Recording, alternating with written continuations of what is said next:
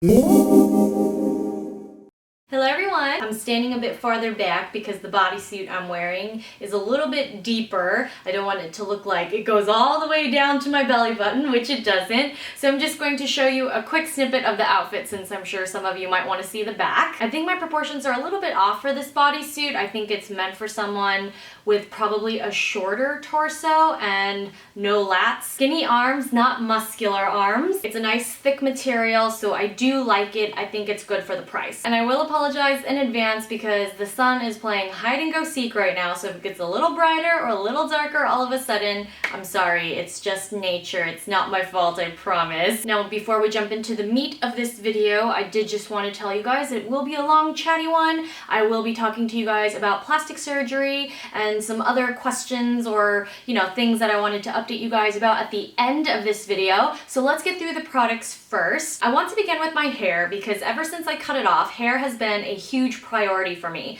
Mostly because when my hair is not taken care of, this short length makes it look really messy. I just feel unkempt. I know a lot of you guys think that this short hair looks chic on me on camera, and I agree. I do really like the way it looks. It's very photogenic, but in real life, I feel like short hair definitely has to be styled.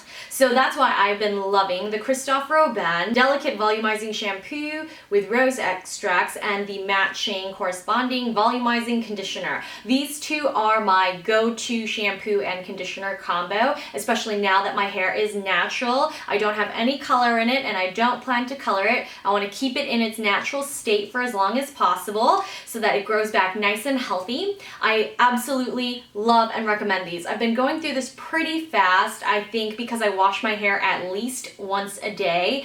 I try to be good about it and skip on my rest day, but it is hard when I work out. I am quite sweaty. So I love the way this makes my hair smell, and it does actually give my hair volume. I have very fine hair, but a lot of it, so especially at the crown of my head, at the top of my head, I just have no volume. It falls completely flat and lifeless. I also use the Instant Volumizing Mist with rose water. Again, it just makes my hair smell heavenly like roses, but it's not super overpowering. And this doesn't give you poofy, like it's been teased kind of volume. It's just a gentle lift and my hair just looks bouncier. I wouldn't expect volume like you styled your hair or blow dry it with a round brush, but just for a little lift at the roots, I wait until my hair is about halfway dry, a little damp, and I like to spray through the roots, a little bit in the back, a little bit in the front here, and then I'll go ahead and blow dry my hair upside down. I like to keep it simple whenever possible.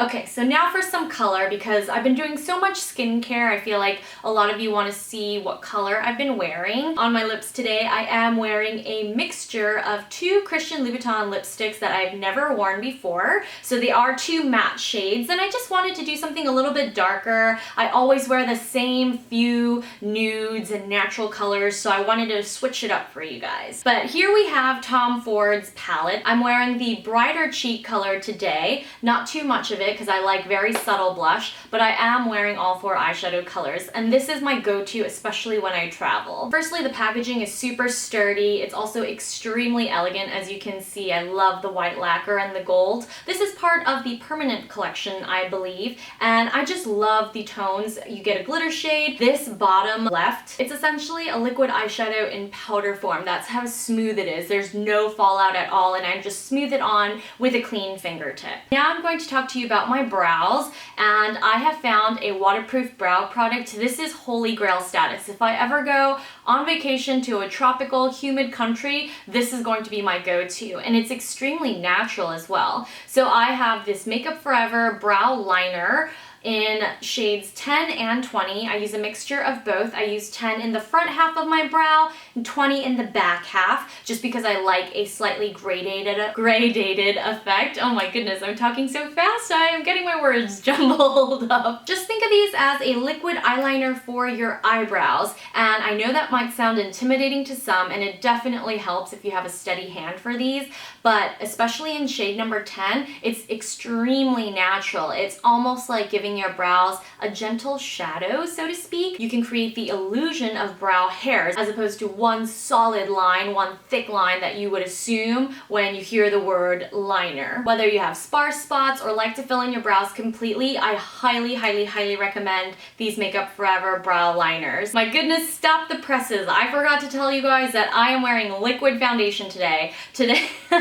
It has been a while since I have not worn a cushion on camera. As you guys know, I'm obsessed with the Dior Dream Skin cushion. Some people don't think it's worth the money, but now that my skin has overall improved so much in clarity, I am really enjoying the Estee Lauder Double Wear. I don't love it. I think it works much better for oily skin than it does for dry skin. I can kind of see it coming apart here around my nose. I used a beauty blender to apply it, and it's nice. It is very long lasting and it does provide great coverage, but I am just obsessed with my Dior Dream Skin cushion. I still think that's the best for my complexion. Okay, going back to favorites lineup, I have this Smashbox Always On Gel Eyeliner Pencil, and this actually, guys, beats Armani's. It beats every more expensive designer, much more expensive pencil that I have tried in recent years. This is actually an excellent waterproof pencil. It feels very much like Armani's in that it just glides on. It's very smooth. It does move a little bit, but I think considering that it doesn't flake and it is extremely rich in pigment, that's kind of worth the effort to just, you know, clean up the corners a little bit every few hours. Even when I'm not wearing false lashes, for a little definition, if I'm short on time and can't wear a full liquid liner, I'll just go ahead and pop this in my waterline, and it does help to define my eye shape a little bit. So now for the liquid liners that I've been using and I'm wearing today. These are the new Cosmetics liquid liners, and Michelle Phan has done an excellent job of revamping these. Because I go through liquid liners so often, it is nice to have a more affordable option. As much as I like my Tom Ford liquid liner or my Laura Mercier liquid liner or even the Hourglass liquid liner, I do think that these are just as good as all those much more expensive options. The felt tip has a brush tip that looks a lot like Hourglass's, but it retains its shape better. So I've been using these all month, and I think the felt tip is just incredible. It beats all the felt tip liners that I've tried by a mile. The pigment is super opaque. It's easy to get a super clean cat eye. I use the brush for any real precise lines. Sometimes the felt tip can kind of leave an uneven edge to my liner, and that's with any liquid liner because the surface of my actual eyelid is not smooth, because my eyelashes kind of grow all over the place, and I'm sure some of you guys can relate to that, but that's why I like to use the brush tip liner. The formula is a lot sheerer than the felt tip version, but I like this. It is much better than the K palette or other, you know, Korean or Japanese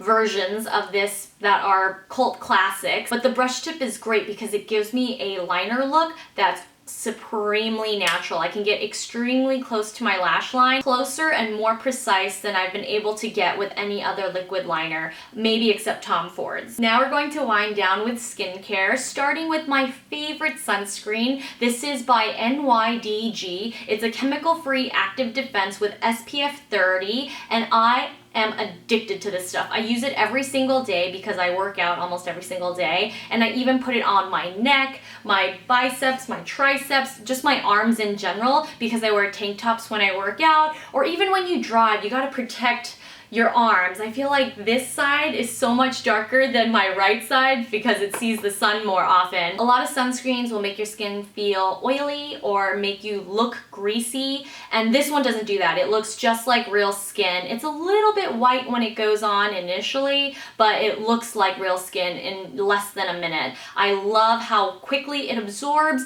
and it doesn't clog my pores. A lot of sunscreens, when I start sweating, will clog my pores and give me acne, blackheads, or whiteheads, or big pustules, but this doesn't irritate my skin. Most of the time in the morning, I am in a rush to get to CrossFit. It feels like no matter how early I get up, I'm still always rushing out the door. But that's why I've been using the Shuomura Maxi Hydrobility Moisture Intensive Essence in Cream. This is like a 3-in-1 product, so it cancels out having to use toner, lotion, essence, and all that stuff. I just washed my face, slap this on, put my sunscreen on top, and that's it. Even though my skin is super dry, this is very hydrating and it actually makes my skin feel comfortable, not tight. And I kind of hate to have to use this disclaimer, but at the end of the day, I'm not paid for this. Shuomura did not pay me to include it in this favorites video. I know I just did a Shuomura skincare review, which they did sponsor me for, but I just really enjoy this product. And before we talk about plastic surgery, I'm gonna wrap it up with Arcana. I have been loving their overnight cellular repair complex for over 2 months. It is probably one of the best